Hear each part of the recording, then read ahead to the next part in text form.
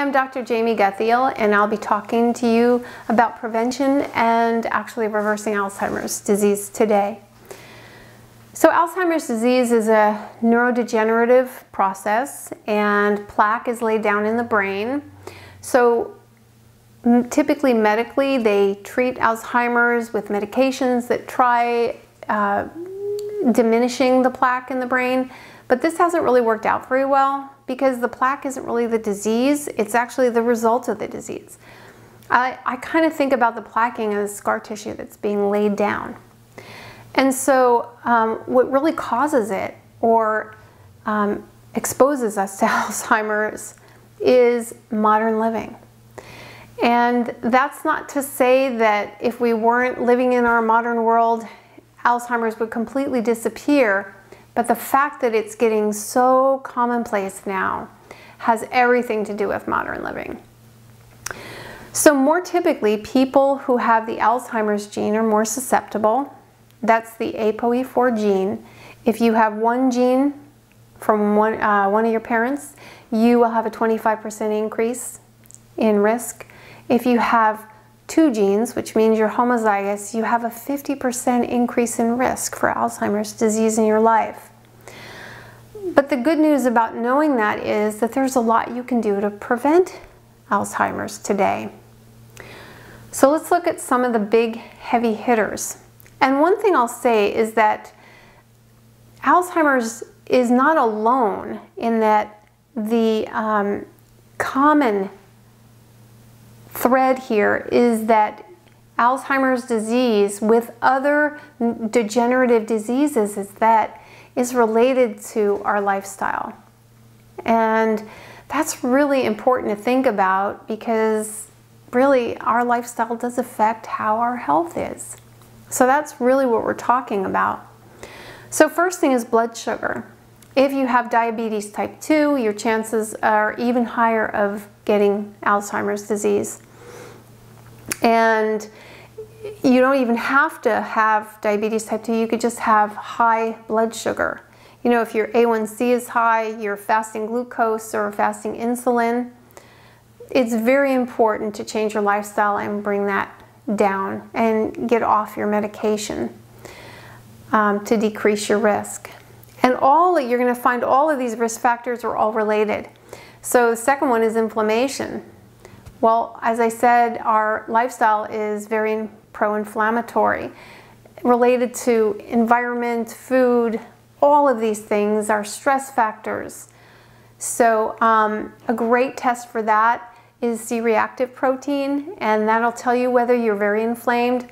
These tests aren't commonly done by MDs, but if you ask them, you can sometimes get them to run the test, or then otherwise see someone like me who can get the test done for you. Again, if your inflammation is high, it's very important that you change your lifestyle.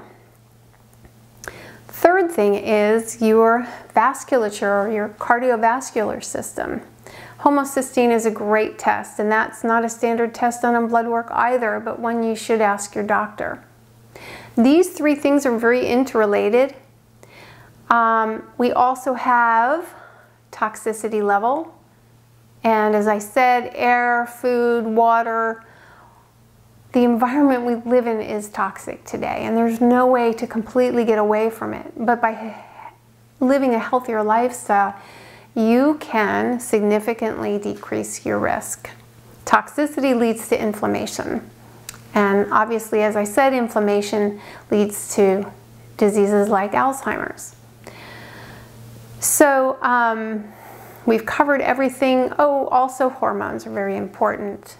And I like to actually test saliva for hormones, and that's because saliva gives you a good idea of where the hormones are in the tissue rather than how the hormones are in the blood. So that being said, you're looking at more estradiol for women and testosterone for men. But also other hormones are important, like insulin, as I said, and thyroid hormone. If you're suffering hypothyroidism, this also can increase your risk. So if you are hypothyroid, you can see my video on healing hypothyroidism naturally. So all of these are things you can jump in and start to handle right away. Everybody knows I love detoxing, and the reason I like it so much is that all the things I just mentioned, detoxing will really get you on the path of healing. You can target a detox to help with your blood sugar. It'll get rid of the toxins in your body, which of course will help lower your inflammation, and it will certainly in the long run get you on a healthy path to improve your cardiovascular system. So these are great places to start with prevention. But if you've already been diagnosed with Alzheimer's, then you really have to dig much deeper than that. And that would be just a starting place. So the next thing that I would take a look at, there's a whole plethora. There's about 25 other things that we can look at. And you can take a look at my blog. I list a lot of them there. I'll just mention a few. Sleep is very important. Anybody with sleep apnea, because you're depriving your body of oxygen at certain points, actually has an effect on the brain and also is an increased risk factor for Alzheimer's. Gluten sensitivity, because that's digestive inflammation for sure, can have an effect. History of head trauma, recent or if it happened when you were playing football when you were a child, any type of neural trauma leads to neural inflammation. And so it's very important to treat with that as well. And also there's a lot of supplements. I'm not going to mention them here, but of course we think of things that are anti-inflammatory like turmeric, boswellia, and we think of liver support when we think of detoxification, getting rid of toxins in the body. And so there's many, many others. There's also things that you can do that are wonderful. We've all heard that if you learn a new activity, that's really helpful. And if you use your brain. And learning a new activity is wonderful because that develops new pathways. The more pathways we have, the more protected we are. There's also actually drinking green tea over coffee, because coffee does affect the adrenal system and weakens it. And so we get that nice kind of adrenaline rush, feel very energized, but the body pays for it later. So I always recommend green tea over coffee, even with the other benefits that coffee has. Daily exercise. It actually, 30 minutes of exercise a day, just even walking, affects the hippocampus, which is where we convert our memories over into long-term memories. So that's really important.